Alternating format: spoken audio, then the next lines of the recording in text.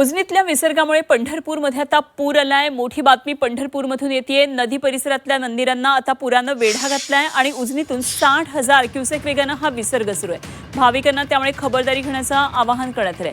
पुणे जिल्ह्यात पडलेल्या मुसळधार पावसानं सोलापूर जिल्ह्यातलं उजनी धरण आता 100% भरलेलं आहे आणि उजनी धरणामध्ये अजूनही पाण्याचा मोठा विसर्ग येत असल्यानं पूर नियंत्रण करण्यासाठी आता 60,000 क्युसेक वेगानं पाणी भीमा नदीमध्ये सोडलं गेलेलं आहे आणि भीमा नदीत सोडलेलं हे पाणी पंढरपूरमध्ये दाखल झालेलं आहे।